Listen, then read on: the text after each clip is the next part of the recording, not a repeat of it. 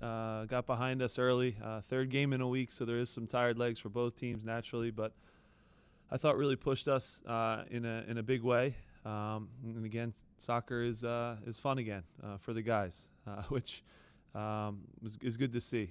No group has gone through a tough season like this more than our group, and it's hurt. But for them to now, be back on the field together, to get a guy like Andre back, who again makes a big save that no one will remember at 2-0, that turns it from going to 2-1, and we go right down the field and score after that to make it 3 and end the game. So these little plays are huge. The value of having your best players be your best players in this game, as simple as that sounds, is so important. Jose Martinez, again, excellent, dominated the game. You look at the performance of both outside backs. Kai was his normal solid self, I thought was excellent tonight. But Olivier went to the level that you guys have heard me say over the years that he should be playing in French League One. He's that talented. Just has to do that every game because he's an elite defender. So a lot of good performances. Great for Danny to get another bundle of goals.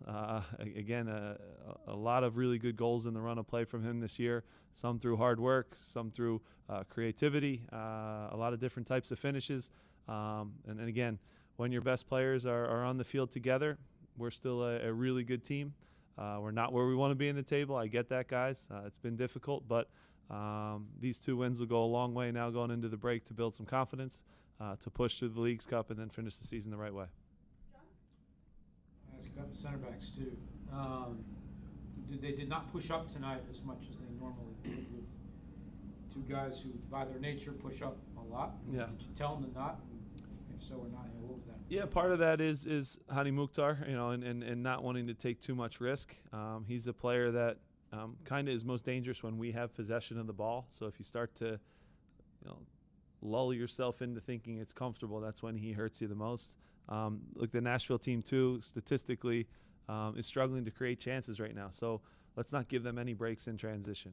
We did a great job on Schaffelberg, who's an incredible attacking player in our league, and we really limited Mukhtar for the majority of the game. He's still going to hurt you at certain moments, but I thought Jose did a great job, and the team did a good job. Center backs releasing to him, like you mentioned, Jonathan, to not let him get ahead of steam running at you because he's such a great player. So overall, yeah, a little more conservative, but in that way we had it in our minds. We know we were going to get chances against them at home. I think our expected goals was up over 4 again, which is a extremely high number. But let's not just give up a silly mistake and let them, make a play on the break. So that was the thinking there with our center backs. They did a good job, though. We'll go Joe back to top. Jim, it looked like you guys had a clear tactical approach to isolate what they were doing, or isolate the green zone. Yeah. With Danny, Ty, and Mikel, and then creating 2 goals. Was that the plan from the start tonight? Yeah, sometimes there's simplicity to it, where now, Joe, we're telling Mikel, you're best running in behind. So you pin the 2 center backs back, and now when Ty comes off the back line into that green zone, the area between the center backs and the 6, Anunga was isolated by himself, and he has to deal with Gazdag and Baribo coming off. So we found a lot of space in there, giving him 2 things to deal with. But it starts by Mikel always being a threat to run in behind. Doesn't always get the ball, but just by being high, now both center backs have to respect where he is because he has more speed than them. So it opened up a lot of space. Again, Ty was excellent. Danny will get the accolades again, but I thought Ty's work rate again at the end of the game, still sprinting 90 plus minutes, even at 3-0 to get pressure to the ball. Really good. A lot of good performances. Sam came into the game, and I thought influenced it in a big way. You see how good he is and strong in the air. His speed to get in behind. Could have had a couple goals, but we'll save those for the 1-0 wins rather than the 4-0s at the end of a game. At least tonight, match specific because of the way Anunga sits there. But is that something now you can broaden out to the rest of the season? I know you guys tactically a little bit on Wednesday as well, but with those 3 guys, instead of just kind of bombing the fullbacks forward. Yeah, you saw Yeah, you saw good combinations from those three in tight spaces too, in the box, which is when it's really hard to make those little combinations. And I said that to them, it's not a night where we need a heel ball or a flick or a really creative play. If we're just really working and moving off the ball for each other, and again, you give those center backs more than one thing to deal with, it becomes really hard. So I thought scored some really good goals in really tight spaces in the center of the penalty area, which is an area where you don't have time to think, but we had real good composure in there, and some of the combinations were fun to watch. The ball Mikel slips to Danny is a pass that, to see that is a next level pass. So really happy for the way that we combined in there and caused some problems for a strong defensive Nashville team. How's Andre? He's okay. Yeah, scary. It was 50%. He did have a little pain in the knee. 50% also. Jacob ripped his shoe in half, so he had to get a shoe change as well. So, but yeah, there's a little bit of pain there from Dre. Give him credit for toughing it out. I think you saw at the end of the game. Obviously, now we're taking goal kicks with our center backs, which I don't love because it means there's a risk of someone keeping somebody on sides if you don't sprint up quick enough. But overall, gutted through it. Now we have some time to recover. I don't think it's too serious, but he's still fighting through, just getting back off of surgery. There's always kind of, different scar tissue in there that has to break up, and you feel different things. I think he's fine, though, and talking to him after the game. And a couple of those moments early in the second half, there's the glancing header from Mukhtar that he gets a hand on. Yep. There's the one that hits the crossbar. Are those moments that you feel like if you're doing things the right way, you somehow buy those breaks? Are those the breaks that you guys weren't getting a few weeks ago now sitting in your favor? Is it? I think how do you kind of account for that? I don't want to oversimplify it, but guys, it's great goalkeeping.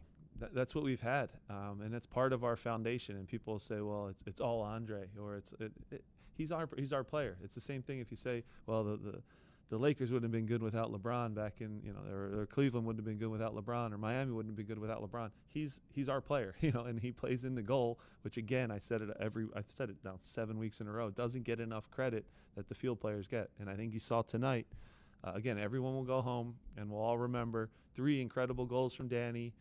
Good job by the team to defend and fight and get a big win here. But no one realized the difference if that ball goes in and it's 2-1 with 7 minutes left still, you can start to have that thing creep back in again where you deal with nerves and panic. But because he makes a save, we go right down and score. These are the little moments I talk about a lot. And it's as simple as having your best players on the field and have them be your best players. So right up the middle, Danny, excellent. Jose, excellent. Andre, excellent. Those guys haven't been here for a good chunk of our year. I'm not making an excuse, but that's the reality. And you guys see what we are when we're clicking and we're confident. And I would just say no one wants to play us in the playoffs if we get in. That's a fact because we're a good team that's won a lot of games together. You talked about it yesterday, how you guys haven't had a lot of normal rest during the week because you guys are playing so many games Wednesday, Saturday. 7 days to go now for a rest, recharge, and then Leagues Cup begins. What's the focus going to be for the preparations for this upcoming week where you guys handle a competition within a competition? Yeah, so we're a little it's going to be difficult because, first of all, it's going to be great to have weeks of training. That's good. It's a great competition, the Leagues Cup, one that we made a pretty deep run last year and earned a Champions League berth and finished third, which is, not where you want to finish, but at least we accomplished something in those 7 games that we got. Unfortunately for us, we were given a really good seed, but sometimes as seasons change and teams change, unfortunately, we have Charlotte, who is damn good and just added Swiderski and is beating Austin as we speak right now and is a really, really good team.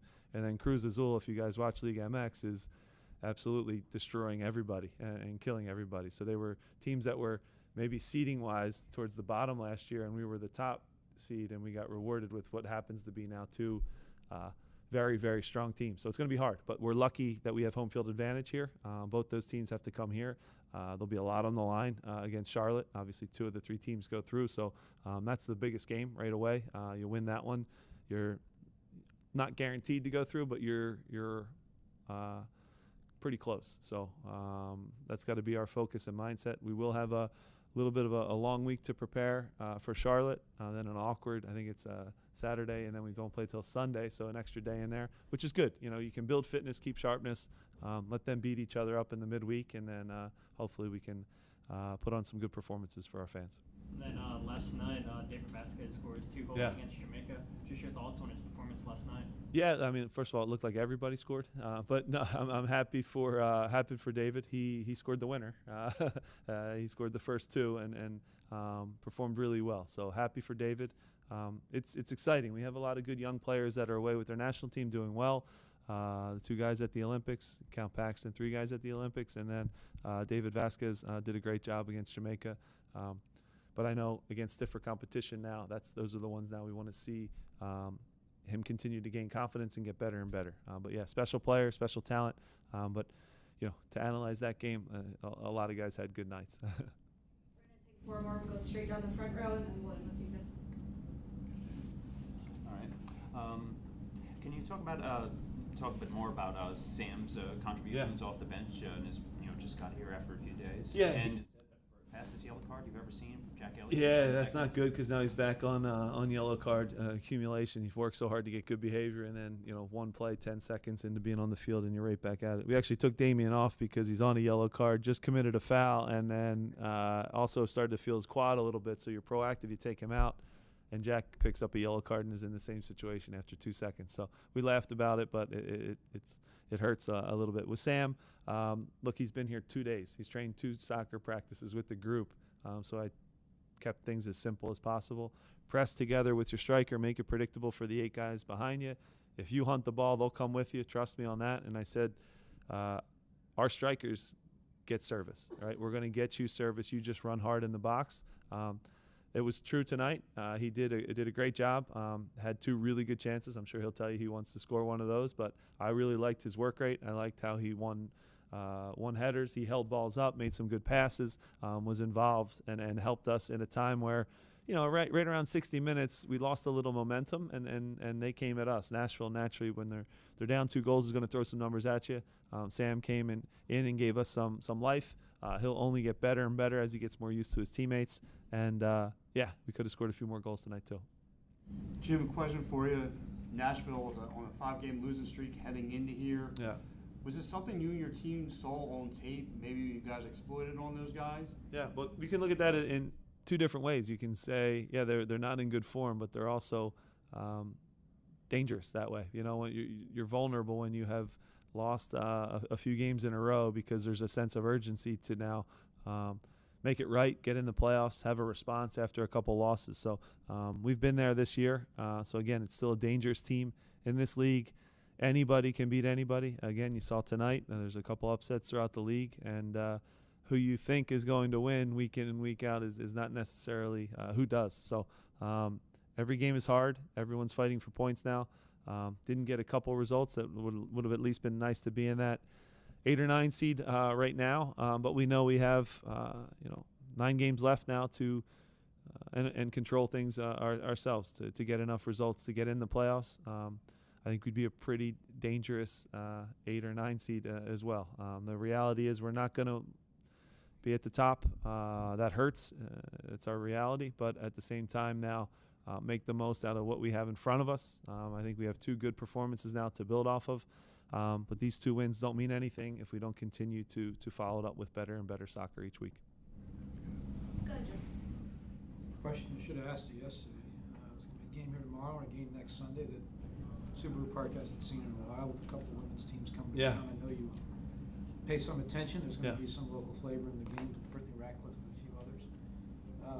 How much I know you're busy, but how much are you going to pay attention, and how good is it for them to be here? Yeah, it's great. It's an incredible opportunity to host great women's soccer in our stadium. I know that there's rumors and buzz and different things that I've heard around the soccer world and the city of Philadelphia that hopefully a women's team is coming here sometime in the near future. I think that would be amazing.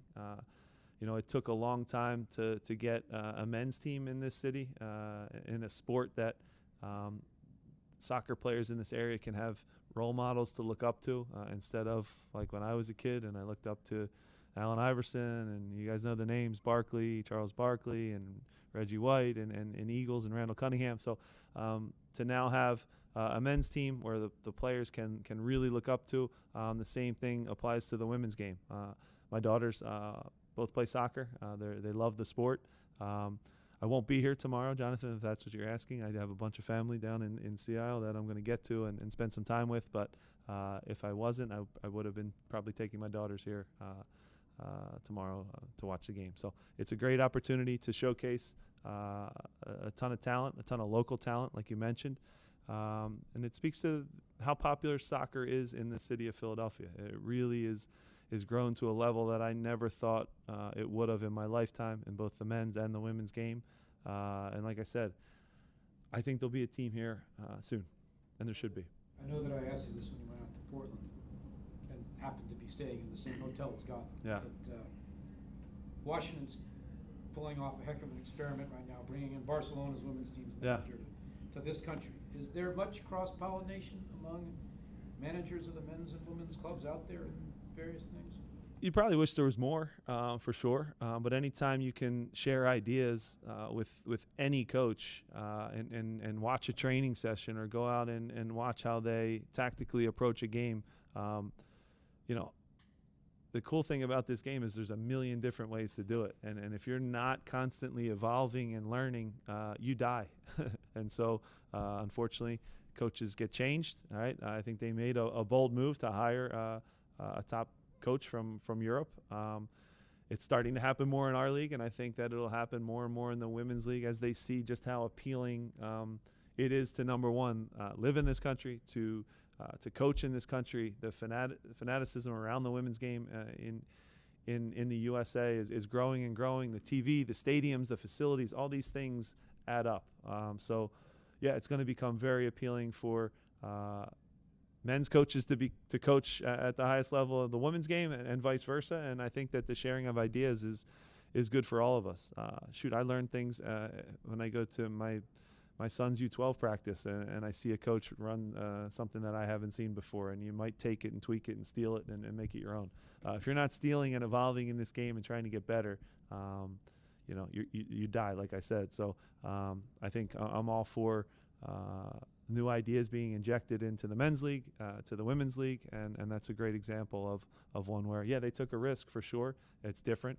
But usually when you're brave like that, it winds up being rewarding. Hey, Jim. So during these 2 wins, you guys are starting to have fun again. Yeah. What do you think was the biggest difference during the winless streak compared to these last 2 wins? Well, scoring more than the other team is the most fun thing in the world. So no, look, I wish I could bottle it up, guys, what it feels like to come off the field with a win. I even as a player, I actually hated game day. I hated the build up to it. I hated the nerves, the sickening feeling before a game where you almost want to throw up. That's how I was as a player. But I loved walking off the field with the 11 guys having won 3 points. And our group's the exact same way. So when you don't have that feeling for as long as we did, it hurts. Right? You're not the same person. You're maybe a little testy with family members. You're not as happy. Shouldn't be that way, but the reality is that's our business. And the feeling of walking off the field to the crowd, to 18,000 people cheering you, is what these guys play for and what they love. So to get that back was really valuable. And yeah, losing is no fun. That's for sure. All right, thanks, Jim. Thanks, guys. Thanks, everyone. Please